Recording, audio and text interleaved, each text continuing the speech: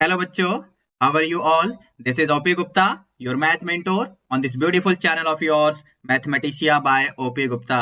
तो आज के इस लेक्चर में हम लोग क्लास 11th के case study and passage based question के ऊपर डिस्कशन करने वाले हैं फॉर मैथमेटिक्स।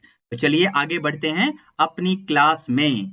तो जैसा कि यहाँ पर स्क्रीन पे आप देख पा रहे होंगे बच्चों, ये जो वीडियो है this is for class 11th academic session 2023 to 24 और इस वीडियो में हम लोग case study and passage based questions का डिस्कशन करने वाले हैं।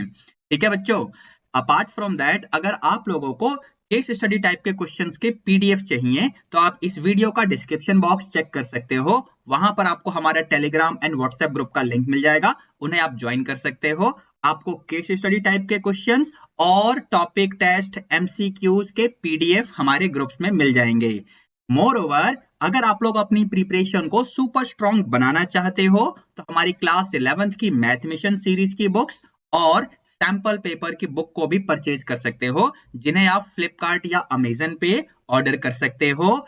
फ्लिपकार्ट और अमेजन के लिंक आपको इस वीडियो के डिस्क्रिप्शन बॉक्स और पिंड कमेंट में मिल जाएंगे। मोरओवर अगर आप डिस्काउंटेड प्राइस पे अपनी बुक्स को ऑर्डर करना चाहते हैं तो आप हमें दिए हुए व्हाट्सएप नंबर पर भी कांटेक्ट कर सकते हैं।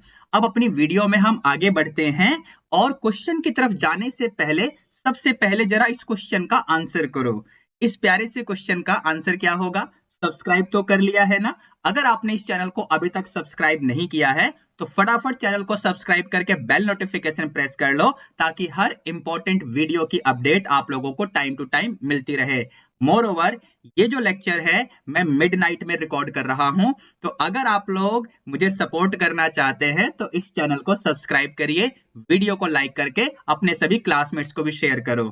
ठीक है, आपका ये छोटा सा कंट्रीब्यूशन मुझे मोटिवेट करेगा ताकि मैं आप लोगों के लिए और भी लेक्चर्स बनाऊं। अब चलते हैं अपने क्वेश्चन की तरफ। Case study and passage based question for class 11th। A horse is tied to a post by a rope. The horse moves along a circular path, जैसा कि डायग्राम में आपको दिख रहा होगा, always keeping the rope tight and describes 88 metre. तो डायग्राम के हिसाब से ये वाला जो लेंथ है ना, ये जो सर्कुलर लेंथ है ये 88 मीटर है।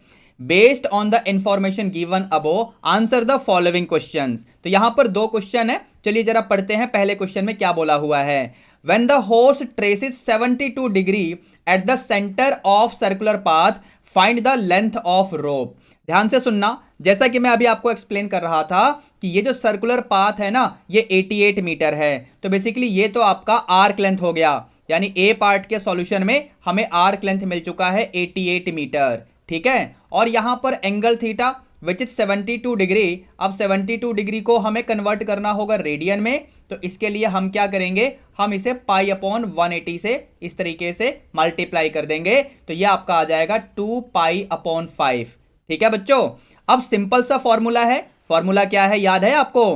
फॉर्मूला ये है कि theta is equal to L upon R. इस फॉर्मूले का यूज करके हमें रेडियस निकालना है। रेडियस यानी लेंथ ऑफ रोप जिससे इस हॉर्स को हमने टाई किया हुआ है। तो यहां पर आर की वैल्यू क्या हो जाएगी बच्चों? R will be equal to L upon theta. तो यहां पर एल का मतलब था 88, थीटा का मतलब है 2 पाई अपॉन 5। तो 5 को हम ऊपर भेज देते हैं, इस तरीके से हो जाएगा। फर्दर आप इसे क्या लिखोगे, 88 इंटू 5, और ये 2 पाई मतलब 2 इंटू 22 अपॉन 7, 7 को भी ऊपर भेज दो। अब इसे पूरा सिंप्लीफाई कर लो, तो पूरा सिंप्लीफाई करेंगे तो आर की वैल्यू क्या बनेगी, 22 इंटू 2 यानी ये हो जाएगा 44। 44 से 88 को कैंसिल करोगे तो आपको मिलेगा 2 इंटू 35। 35 कहां से आया, 5 इंटू 7। समझे? अब इसको पूरा सिंप्लीफाई कर लेंगे तो आपको मिल जाएगा 70, और ये मीटर में ही रहेगा। ठीक है ना, यूनिट को लिखना मत भूलना। मीटर में क्यों रहेगा, क्योंकि आर्क लेंथ को चेक करो ना, वो भी तो मीटर में ही है। ठीक है, अब जरा बी पार्ट को देखते हैं, इसमें क्या बोला हुआ है। If the angle traced by horse at the centre of circular path is pi upon 5 radian. तो एंगल आपको दे रखा है pi upon 5 radians, and the length of rope is found to be 35 metre, यानी बेसिकली आपको radius दे दिया है 35 metres. Then find the length of arc traced.